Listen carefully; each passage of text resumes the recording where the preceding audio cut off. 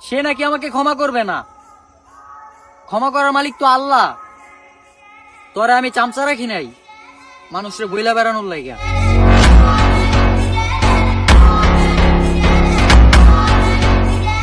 কিছু কিছু মানুষের কথার জবাব আমি ইচ্ছা করেই দিই না, কারণ কুত্তায় আমারে কামড় দিলেও আমি তো আর কুত্তারে কামড় দিতে পারি না।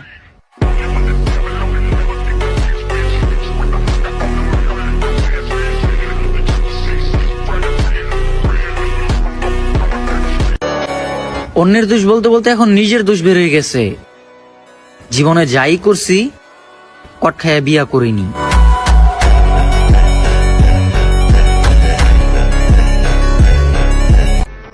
নিজের কুড়ে ঘরে রাজত্ব করবো, তারপরেও অন্যের রাজপ্রাসাদে দাসত্ব করার ইচ্ছা নাই আমার।